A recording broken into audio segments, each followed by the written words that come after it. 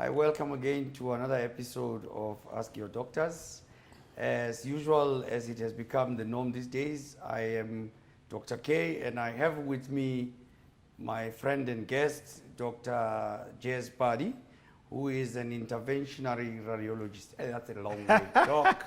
Let's find something. I like that you struggle with that word. Yeah. I like that you struggle with that word. I find it funny because it's so easy to say. It's like you're intervening on something. So it's just intervention. Okay. You just add the EL at the end, it becomes interventional radiologist. Oh, interventional. Radiologist. I was trying to say You see? interventional. There you go. Okay. Easy, man. How have you been? I'm good, sir. It's been a tough year, but I'm good. Yeah. You? We keep it moving. Jeez, it's been a tough 2 years. You're saying it's a year. It started last year already. Yeah, And I it believe went like before we know it. And now the second year is going before we know it. All because of a pandemic. Yeah, but I suppose with that said, we're heading towards the silly season, December.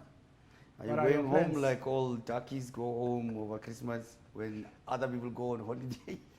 What do you mean home? Because my home is in Gauteng. But that still doesn't answer it. Maybe it's a man's crawl in Gauteng. Yeah. Well, I was born and bred in Pretoria. Okay. So literally home is around. So if I'm going home, yes, I probably would leave Johannesburg Christmas lunch. for Christmas lunch just around that time, if I so choose, and come back soon afterwards. It won't be a long, stay.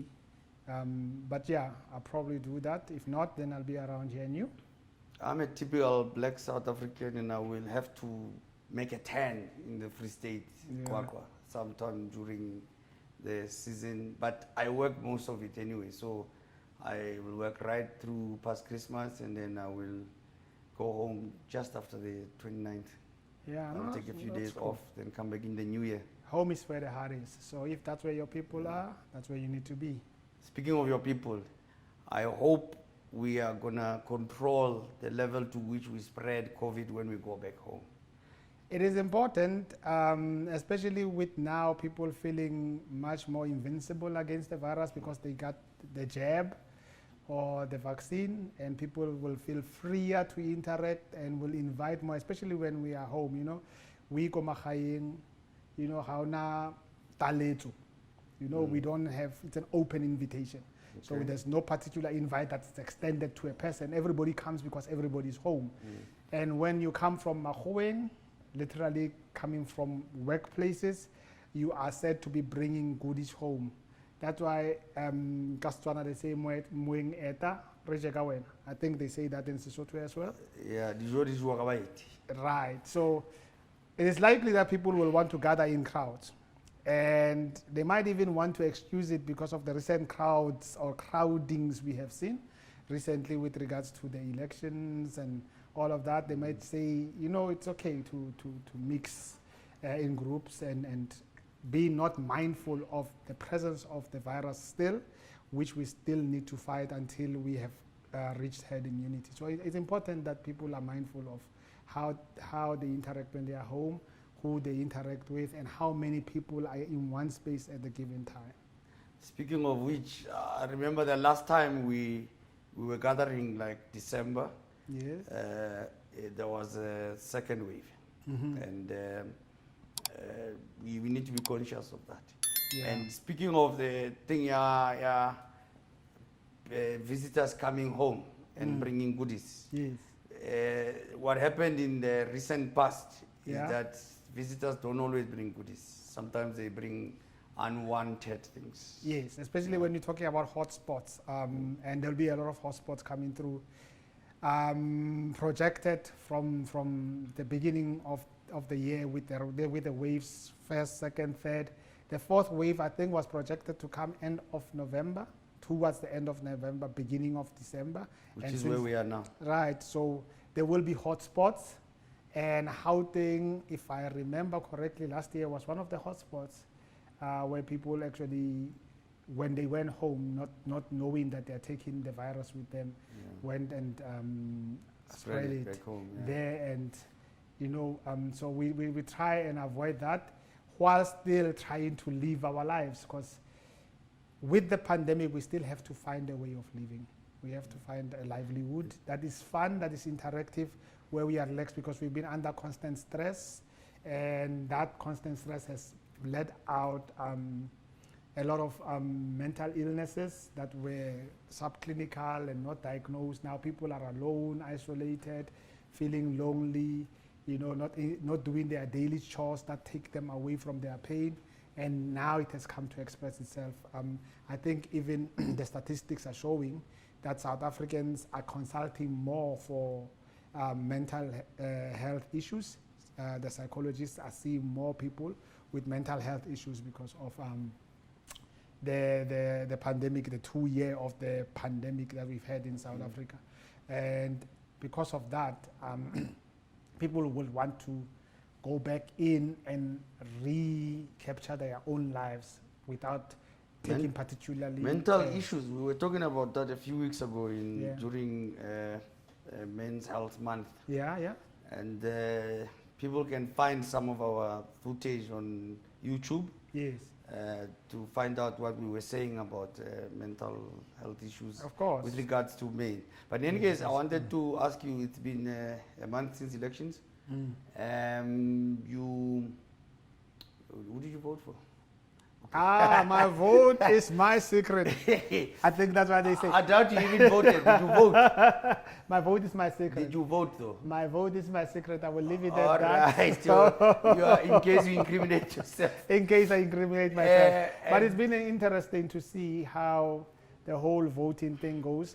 What I frown upon is the low turnout of voters. Because people have to remember that it was a hard-fought right to vote. The youth in particular need to vote because this is their time, so that they cannot blame the ones before them to say, now you have voted for this one and that one, you're getting us into trouble. If you do not like the organization that's being voted for, go in and vote different. It is a hard-fought right. It is an important right in a democracy, especially a growing and maturing democracy, that you vote. Because that vote, as much as you think does not do anything, it actually makes a difference. So I just don't like that there was a low voter turnout, and hopefully with the national elections, we'll have a bigger turnout with people expressing their views with the cross as to who they really prefer and how they want the direction of the country to be followed. Yeah. Okay. Your general overview about today being World AIDS Day. What your general, just anecdotal overview of do you think, in your own opinion, it doesn't have to be an expert opinion, you and I are not experts on the subject, do you think maybe the authorities or the guys that are dealing with this might have dropped the ball on HIV while focusing on COVID? You don't need to make accusations, but generally, what have you found in your own workspace? Have you found that it's not even a case of who did what wrong? There's limited resources. Yes. Do you find that the focus has been too much on COVID? It can never be too much on COVID because it's a pandemic, but what's your general view? I think I'll answer that question in two ways. I wouldn't say people dropped the ball. That would not be my world view on what happened. It's because COVID was such a curveball as a pandemic that it needed the attention that we had given it. It honestly needed the attention and still needs the attention that we're giving it today, because it's a pandemic, and a pandemic is something that comes and goes. Contrary to what we call an endemic. So what is an endemic? HIV is an endemic in South Africa. Endemic is a disease that's been there for a long time and actually has become a fabric of society. A pandemic is something that affects the world globally, but it is usually transient. It goes within epidemic. Epidemic is actually a disease. I know I'm catching you off guard here. I mean, the last time I did this stuff was when I was doing community dentistry, the difference between the three. But let's, for the benefit of our audiences, give general let me take it without using the actual words. Let me take it from the beginning then, because since you want the relation of the three. So epidemic is actually a local, what you'd say a local pandemic. And local. a Okay. local pandemic. Okay, sharp. Right, so if we have a breakout of cholera, for example, right, but usually it would happen in, say, KZN or Limpopo, or yeah, I'd say those two places, but stays in one of the areas, it's an epidemic in that area. If it cuts across and goes to all provinces, and we have 9 in South Africa, it becomes an epidemic in that it now affects everyone. Okay. Right, so it can be an epidemic in that one region, if it or a breakout. Let me just say it's a breakout in one region and becomes epidemic in a bigger region. Now, if we take all other regions combined, now you're going to take Southern Sub-Saharan Africa, and you take all of Africa, you take Europe, you take Asia, you take the Americas, and you combine them together, and they have the same disease that's affecting them. That's a pandemic. Okay. So it is the same disease spread across the world. It's a global spread of of an epidemic, right? Now, that usually happens in spurts, goes up and goes down, and then dies off, right? Like Ebola epidemic.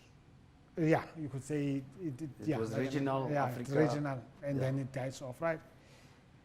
But with the Ebola as well. But I don't wanna. I know we're entering very difficult subjects and get distracted. Just so I can finish on what you have asked. What an epidemic does is that it shoots up, goes down, affects everybody. But there will be a region that will have still active cases, infections going on. In that, if it goes on for too long, then it becomes an endemic. It's endemic to that region. Oh, it's endemic to the region. It I've heard the becomes phrase endemic before. to that region. I've heard the phrase So before. that's what an endemic is. An endemic is a disease that is known, that happened, and it escalated very quickly, and then the numbers came down and everybody seems to have controlled it. But then for a certain region, it seems to be that there's always that disease in that region. We say it is endemic to that region. So I would say HIV would be endemic to South Africa, in that there's still cases that we're dealing with and new cases that we get every day, because it is not fully controlled, fully controlled, and that's what makes it an endemic. Yeah. No, you and I think you've done well to try and give us general a view from a medical perspective, but not from a virological point of view of Yes, of that gets very in depth, and it needs somebody who's an expertise, yeah. who's got deeper knowledge, who can tell us about the strains, why Luckily there's we have 1 and there's 2, if there's a 3, if there's going to be a 4, and how they all are different, and why you have one in the other in one region and one in the other region, and why they are treated the way they are treated, if they are treated differently, why they are treated differently. But that then needs an expert whom we will invite at a later stage, and help us debunk all that knowledge or myths around the endemic itself. What I always concern myself with is, no matter, we're not going to be irresponsibly trying to handle topics that we're not experts on, but the majority of our audiences are not in the same field as we are in the medical field. So Yes. if it's medical questions, we will try and get the experts, but where we can, we will give some kind of idea of something that the take home that the audiences can go home with. Yes. The thing is to try and keep it as simple, as informative, and as educational as possible. You don't want to clutter it with too many words and too many complicated descriptions. So we're going to try and keep it very simple. We're going to try and keep it relatable. We're going to try and keep it informative. Yeah, just to engage our audiences out there. Look, it's your show. You give us the topics, in fact the questions. We give you the answers, and as much as possible, we'll get as many experts as possible to come and help us debunk the myths. So it's Ask Your Doctors. Go to our social media pages and ask away. Yes.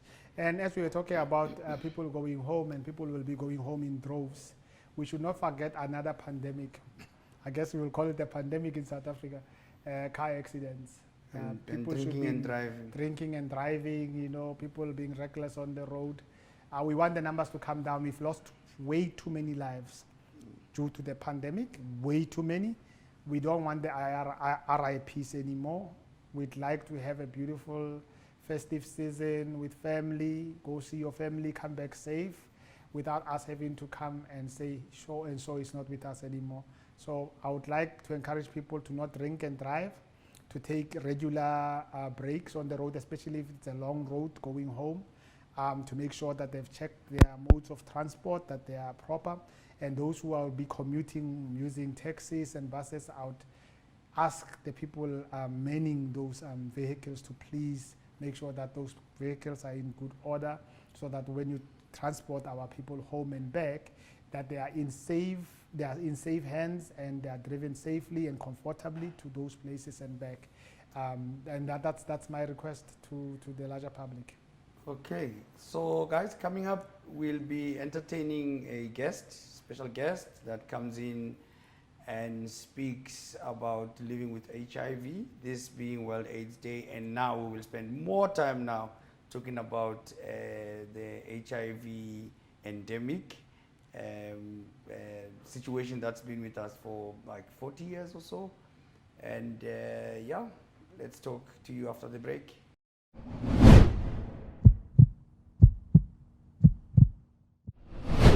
Hi again, welcome again to Ask Your Doctors. And as we said before, today is World AIDS Day, and we have a treat for you. We have a special guest. Her name is Zandile Simelane. Hi, Zandile. Hello, Doc. How are you? I'm all right, how are you? Thank you. Okay, sharp. Welcome. Thank you very much for having me. Please tell us about yourself. So I am a young active citizen. I'm an HIV and AIDS activist and advocate. And this came about because I tested positive at the age of 17 and have been living positively ever since. Oh, okay. I see you didn't reveal your age there, but it's fine. It'll probably come out later. No, but I should know better than to ask a lady her age. You know best. Anyway, good. Doc, you good? No, we're good, man. Welcome, Zandile. Thanks for coming and gracing us with your presence. I know it takes a bit of bravado, but we like your chutzpah as well, because you seem to be very chilled with living with HIV. And we thank you for coming through and educating our audience. Thank you. Thank you for having me. It's always great to have these platforms. Okay. I'm going to ask you about your challenges in the last many years you've been, since you were diagnosed. You would actually think that in 2021, people understand that HIV is not a death sentence, nor should you be discriminated or stigmatized. I think one of the many challenges has always been discrimination from, not necessarily from family, but from society. Because remember, HIV has always been bottled as this dirty disease or virus that you get if you are promiscuous. So I think the biggest challenge has to be the discrimination part, and it's something that we still need to drill into our fellow brothers and sisters' minds, that it's not really a death sentence. Speaking of public perception, I think let us entertain some questions from our public. Right. The one question that they have says, since the COVID-19 pandemic, would you say, or what has been your experience with getting your treatment with regards to your condition? So I think obviously, especially in the beginning of COVID, when the pandemic started, there was the fear of actually going into a healthcare facility because of it's probably contagious, or you may get COVID. So I think the one thing was actually getting to the healthcare facility and being comfortable being there. So and I am aware that many defaulted because of either the fear of going to a healthcare facility or not having transport to actually get to pick up their medication. So that's probably one of the biggest challenges. It was the fear of actually going into a clinic. Just as a follow-up to that, would you say the information to ease your fears or allay them was freely available as to, yes, you can come in and take your medication, we've got precautions in place for you, especially when you're on chronic medication, either from government, non-governmental organization, or any other sphere where information could have come from? There was information. However, I think the information only reached us who have access to whether social media platforms where we got most of the updates, or whether. Yeah, but the thing is, let's say, were you scared personally? I was scared of coming to work. I was too. With and soldiers and all. there was too many things going on. I was too, but I was fortunate that I got my supply in bulk, so I really didn't have. That's a possibility. That's sorted. What for about me. getting checkup appointments? Because that was difficult for everybody. Everything was stopped, right? Yeah. Yeah, I think the first hard lockdown, the hardest lockdown, level 5, was the most difficult for patients on chronic medication. Right. And not only people with HIV, people with hypertension, diabetes, asthma, all chronic medications. Right. There was that hard lockdown for them, and they did not know how to access healthcare centers to get their medication. So I think it was hard on everyone. And you are right, most people defaulted not because of their own willing, but because of the conditions that were prevailing at the time. True. And information was not as forthcoming as it did later on. No, true. But yeah, when it was lifted, then things eased up a bit. So at least you managed to acquire medication without much trouble. How would you advise other people living with HIV, as well as the authorities? How should they interact? What would you say they should have said to each other? Whether the authorities say, guys, this is what's going on, handle it this way. How would you advise? In terms of what? In terms of communication. How do you think it could have been better handled? I think when you are struck with a pandemic that is as foreign as COVID was to us in the beginning, you don't know how to go about fixing the problem that has come. And everyone panicked. Panicked. So I don't think there's a better way, or I can't think of a better way that the government or the health Ministry of Health could have communicated, except how they communicated, which was through the internet, and that is where we actually connected because it was safer that way. And to communities that were meant to receive the information, what would you say now that knowing what we know? What would you say, guys? Let's go out there and handle it this way, that way. That's a very interesting question. Yeah, what would you tell anyone now that's sitting and saying, like 18 months later, I'm still not leaving the house, and what would you say? Just take necessary precautions and wear your mask and social distance. I think that's as much as one can do ultimately. That really is as much as one can do. Just be safe, take the precautions, and then obviously not go into crowded places and interact with too many people. Yeah, I think in terms of maybe trying to spread the information more evenly, community radio stations, churches, social groups,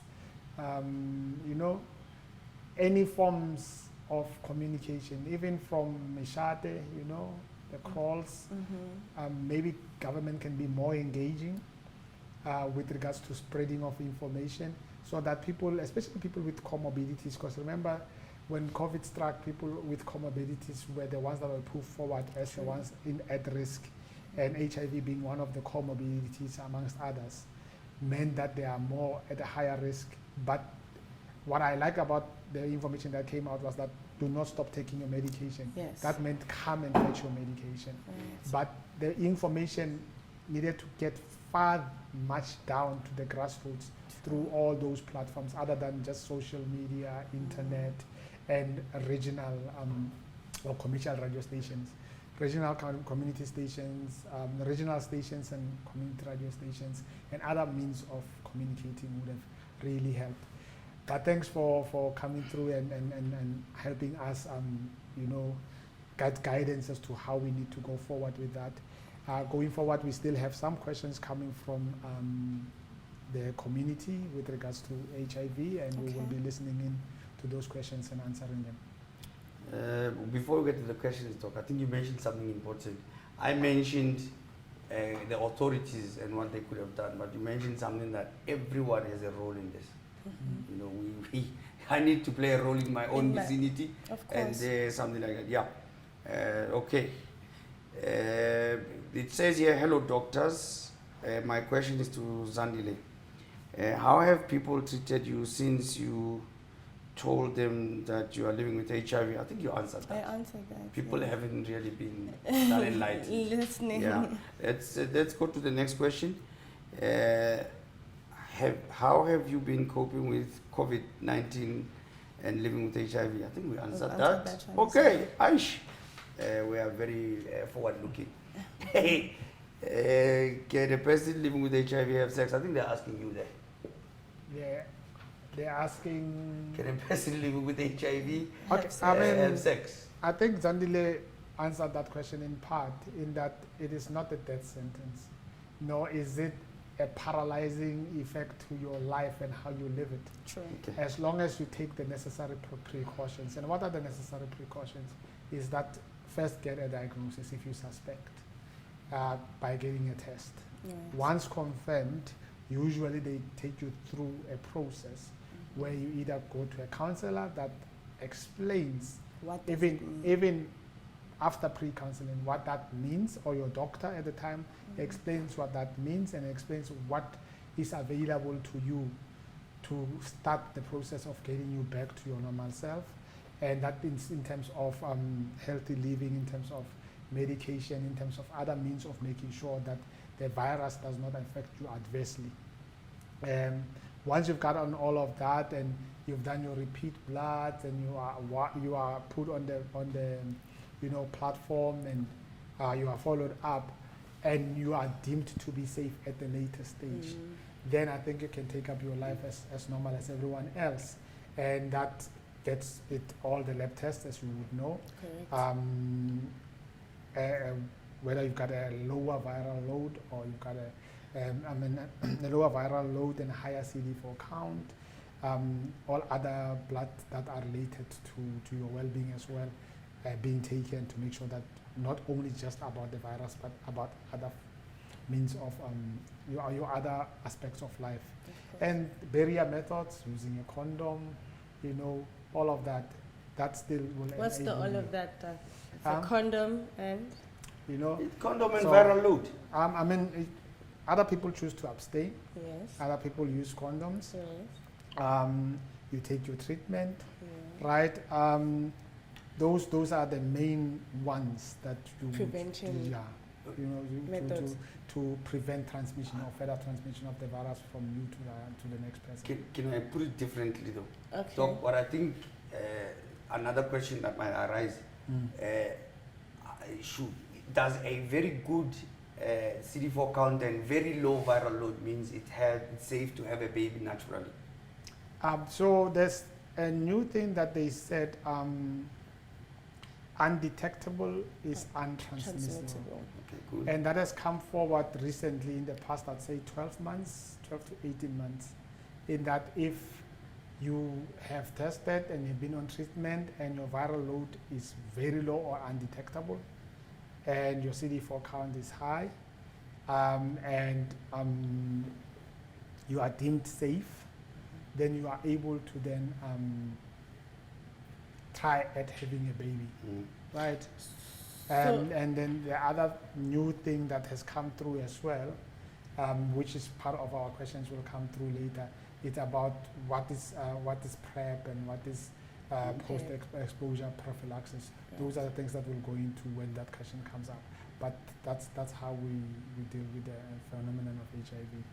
Okay. You wanted to? Yes, I wanted to ask a question because now there's also numbers to it. So in high CD4 count, what is high? What is a high CD4 count? Is it above 100? Is it above 200? Okay. And then in viral load as well, if it's low and it's undetectable, what are the numbers? Why I'm saying this is I think the audience would want to know because we often look at our files and the test. You sound like you know that. I do, but the audience doesn't. You gotta tell us. The test will come out and say 200 over something. Yeah. So, and I think as doctors, sometimes you are not able to explain that number to a patient, and you get, for instance, I interact with people living with HIV, people who found out their status very recently, and I help guide them and counsel. And the question is, what does this mean? And they'll take a picture of that number. So what is the high? It's usually the lab results, right? And this is an area that is usually an expertise area because it has to do with people who deal with that particularly. When you look at the copies, they call them the copies. Of the virus. Yes. Yeah. Once it's certain labs deal with it differently. You will have labs giving you the actual number, others just saying undetectable, right? But that seems to be communicating the same message to say if it is at this low, it is less likely to be transmitted to another person. So they talk about copies, 20 copies, 40 copies, and all of that. So those are deemed very low, right? Or undetectable sometimes, right? Yes. Once you get to detectable levels, and those as well are given numbers, right? Once you get to detectable levels, it means that you are not safe to engage with another person unprotected because you are at transmission level, right? And the numbers can go quite high. I mean, you can have from 20 copies, you can have 2,000 copies, 8,000 copies, 16,000 copies, 32,000, and the higher the number of copies, the more dangerous, the more you are likely to fall sick because of opportunistic infections, right? Right, and then that is related to your CD4 count. The higher the number of your viral load, the lower the number of your CD4 count. This is the one that is the most important because some people have high viral loads but still are not sick because their CD4 counts still are countering the virus, right? But when you have viral loads, because they used to say before under 500, under 500, actually in South Africa we used to treat under 350. 350, yes. That's where we started. Yes, and started treating under 350. They said no, now we need to start treating even higher, right? Because the earlier you start with the treatment, the better it is for the person, right? So it's gone up to 500. I don't know if they took it up to 500 to 800, but I know like it's still at under 500 we start treatment. Can I just interject? Yeah. Is that in accordance with when government deems it a good investment in community to treat? I agree there's limited resources, so they would say 500. I agree they have to decide when. But I'm just asking, if someone is at a CD4 count of 1,000, yes, if they wish to take medication, can they do it? They can, if cool. they can afford it. Sure. Yes, they can. So you can actually, as soon as you are tested and tested positive, you can start treatment. Okay. So there is no prohibition to starting treatment. For as long as you have tested, you have been given results, you are counseled, and you know the procedure you're going to follow with regards to fighting the virus, right? But for what is government sponsored, it's, in medicine we call it distributive justice. We cannot take one resource and spend it on one person when we've got 500,000 others needing the same resource. So we stretch the resource over everybody else. So in business, they will call it economies of scale, right? The more you can bring in, the less we can afford you a price, right? The lesser the price we can afford you, the less you bring in, the higher the price. So it is the same thing. So it is distributive justice of economies of scale. When you have more people to cater for, then you need to give levels at which they can enter into the system. So government at the moment has gone from 350 to 500. I'm not so sure of the latest statistics where if they've gone beyond 500. But when the resources allow, so it is a resource-based kind of program. When the resources allow, then they will go higher. When they don't allow, they stay where they are until the resources allow. So it's not even just politics or anything. It's just about what the government can afford the general public. I would like Zandile to tell us about her understanding of the numbers. If it's contradictory, it's okay. But what I'm saying is, it's no. We want it to come out from your perspective, and then any case we have other experts that are very, very current in the subject. So we will get more information from them. Do not worry. No. I fully and agree. Sorry to interrupt. And what Doc is saying, I'm learning a lot from what he's saying. What he's saying. Yeah. And what he's saying is exactly what understand. I know. But I also know that there's something called test and treat. Yes. Is it not that you test, and because if you're positive, if you're HIV positive, and you're treated immediately, regardless of Levels. the levels on copies and so forth of, so that's the only thing that I think I would. But I think they've gone beyond the 500 to just say test and treat. Yeah, I think there was a time when there was a strong move towards that to say, why wait when you can start? Because the earlier you start, the better it is for everyone. Correct. Right, the lower it is, we can get the viral load, the less transmission we will have from person to person. And I think that's the move that is being pushed. Hence, I'm not quite sure if that is what is being implemented currently, but I know there was a move after the 500 to test and treat.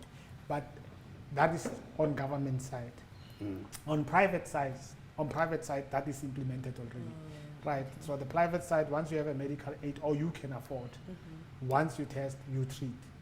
Okay. You know, and that goes according to affordability. So on each side it's about for affordability. This one is health insurance that's already provided for. This one is what government needs to provide, given its resources and its reserves in the government coffers. So it's all about just affordability really more than anything else. And others can easily, immediately. Others need to be afforded for by the program that is there given by government. But I still think we need to applaud government for having come forward and actually made this thing, we call it a PMB, meaning that even for medical aids, they cannot treat it as an exclusive disease. It actually can go into what we call primary medical benefit condition, where like asthma, like diabetes, like hypertension, and all other, and I think about 278 of them, if I remember correctly. There could be more. 278 conditions that are on PMB that should be treated by medical aids without having to ask for motivations or to be treated as exclusively. HIV is one of them. I wanted to say, when you were saying affordability, on the one hand we have government, and on the other hand, anyone and everyone can treat when they feel they want to be treated with their own resources. And we can't exactly say at this point what maybe one of these days we'll get medical aid experts that can tell us in accordance with different medical aids, even if it's a PMB, prescribed minimum benefits, something like that. They still need to tell us for the benefit of our audiences. If government says 500 or it's treat as you test, then where do they fall in? Because the communities would like to know.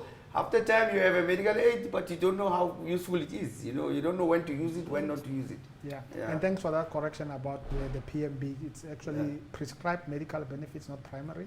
But that's what medical aids would offer, and that is actually per legislation from government. So they are pushing it from their side per legislation, but on their side as well they are pushing per government funding. I see. You good? I'm okay, thank you. We both learning. Good, but look,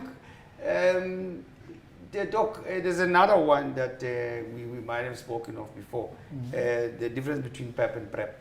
And then the question here says, hello doctors, I have heard a lot about PrEP. What is PrEP? And people say you must drink it after you know you have had unprotected sex. Okay, so there are two things to talk about here. What that question is asking actually has confused the two, because after unprotected sex with an unknown partner, it is post-exposure prophylaxis, which is PEP. Yes. PrEP, which is P-r-E-P, is pre-exposure prophylaxis.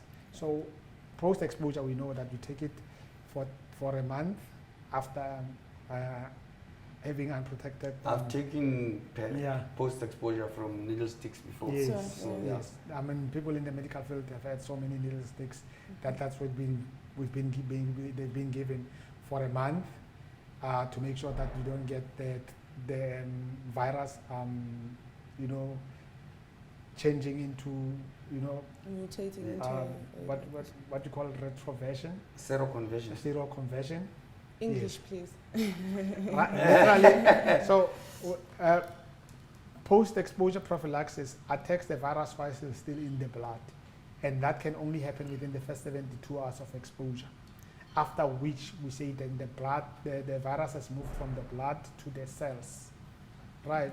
Then once it has moved into the cells, then it starts going through its process of attaching to cells, and then later on we get seroconversion. Seroconversion, it means now from the cells the viruses are multiplied. They're multiplied within the cells and then produced outside into the blood again.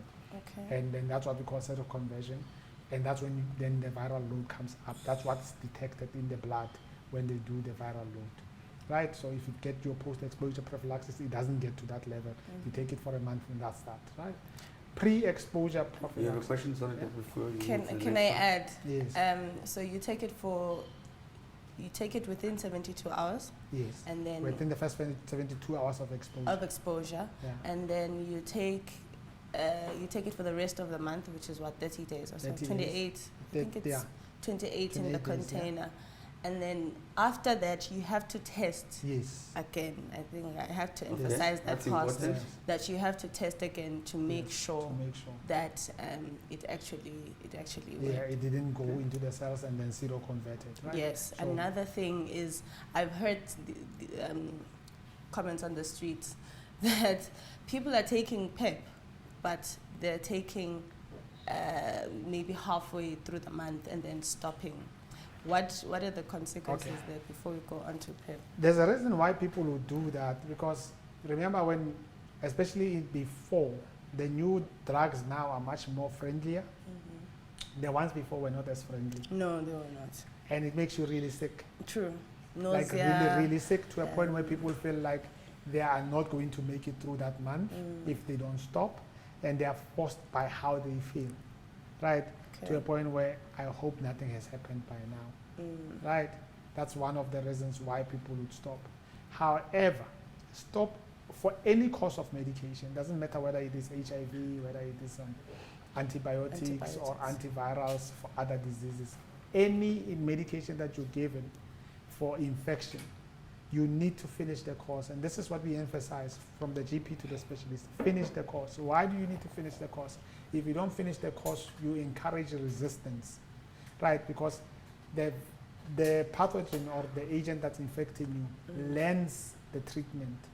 Yes. It is that clever. And viruses are known to be very clever. That's why we're having variants now on the COVID side. They learn the treatment and work around the You say treatment. crema. Right, so we call that resistance. Once they work around the treatment that's given at the time, that is resistance. And we don't want to encourage resistance, because once we have encouraged resistance and we get transmission of resistant strains to people, then it means we have to go back and redo the The treatment, treatment. which is much more expensive, becomes much more expensive. So that's why we don't want to stop midway.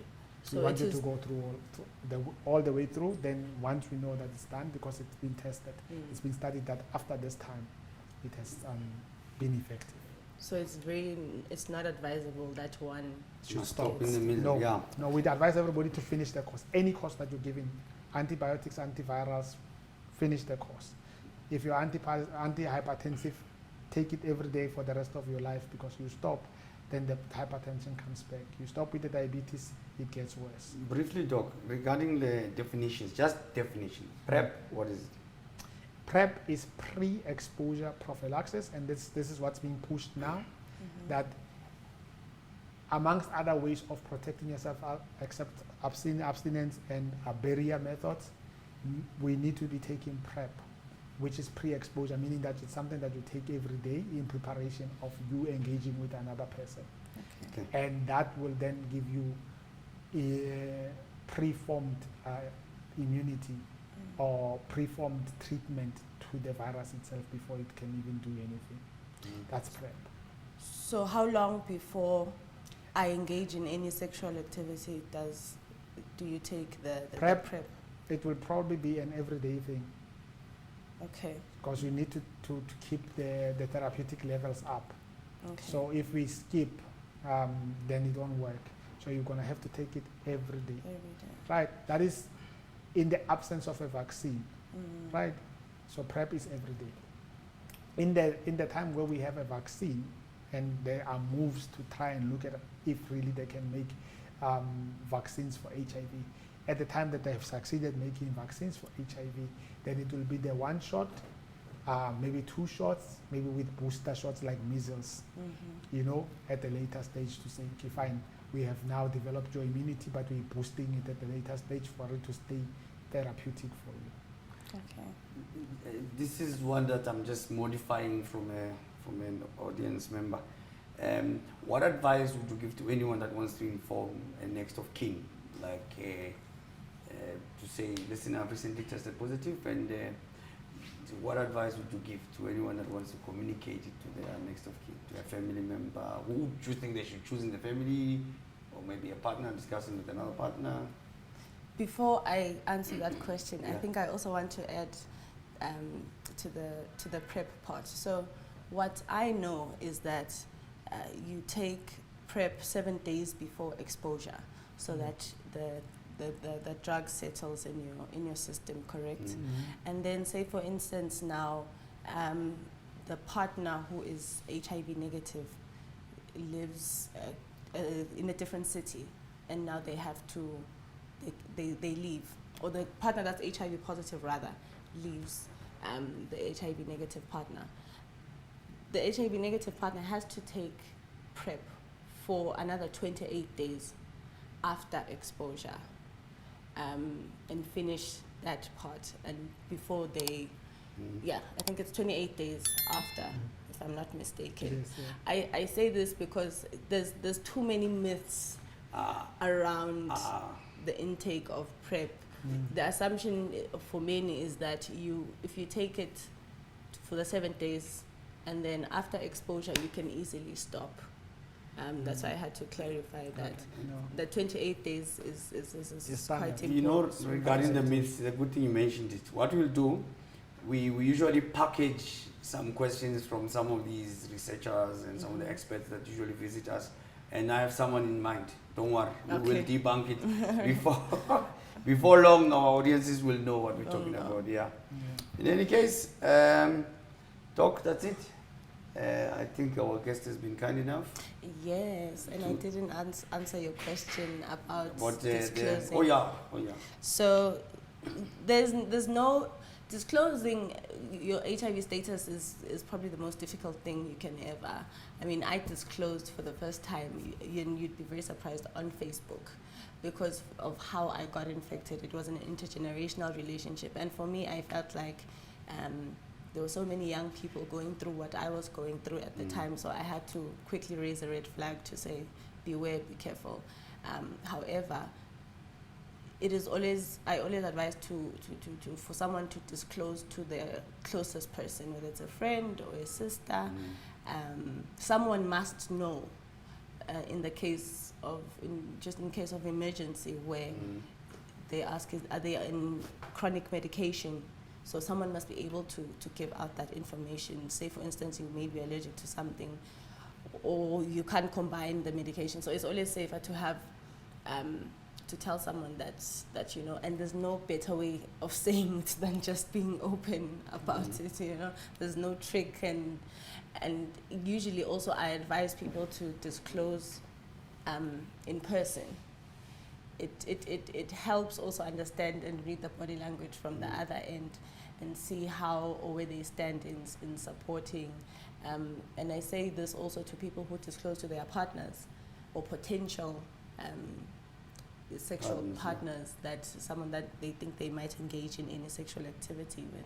So I usually say do it in person, so to understand, because many times, because of discrimination, as I was saying earlier, many times I went on dates where I would disclose my status prior maybe, and then it would be, yeah, I understand, and then the person is gone. So, and it's worse when you start asking yourself questions, you start getting the actual reaction live. Did you understand? Yeah. So I advise for someone to do it in person. It just makes more sense. And also understanding that some people don't know how to behave, genuinely don't know how to behave when you disclose the status. So I usually then ask someone to please not take things too personal, and understand that this person is in shock, and remember it's new information, it's foreign, so they'll obviously struggle to digest it, and just give them time and they'll eventually fall in, but definitely tell someone. So in short, yes, Doc? I think she sort of explained that part, and also in part answered the last question. I know. With regards to her journey and how she would advise others to go, if she were to advise like her last words on her journey and advising others, what would they be, just in short? Live positively. Live positively, and I say live positively because it's something that I think we should adapt in life generally, and not necessarily with HIV. My journey has been quite a roller coaster, and I'm in a discordant relationship, and a discordant relationship means my partner is negative and I'm HIV positive, and it's one of the many struggles that HIV positive people often have, is getting into relationships, so much that you find groups of people living with HIV trying to connect because they are not accepted by the outside world, which that on its own is discriminatory. We have a long way to go. We have a long way to go. So I'd advise someone to, before you take stigma from outside, also let go of the self-stigma, because we tend to have self-stigma, and nobody talks about it. Nobody talks about the self-stigma that HIV positive people actually inflict on themselves. So it's the self-stigma for me. Do not self-stigmatize and live positively, and the rest will fall into place. No, thank you for coming up with that, because the word positively tends to be a little more generic, and when people say live positively, they tend to give just that, and most people don't understand that. But I think you've tried to make it, physicalize the positivity in that. Take up your own life, take up your own struggles. Correct. Know that you're human, know that you're complete, know that you're full, and there's nothing missing, and stop judging yourself too harshly and others, and try just live your life the best way you can. Of course, and be responsible going forward. And be responsible. And thank you for that. Thank you for coming through to our podcast. Thank you very much. We appreciate it, and we appreciate you teaching the public as well. Dr. K? I'll spoil it if I say any more. Thank you. Thank you, Dr. K. Thank you for having me. Yeah, and guys, it was a treat. Thank you very much for watching. And till next time, keep watching the socials for our next episodes and all that you need to read up on, educate yourself a little. Then let's engage with the questions that you may come up with. Until then, keep asking away.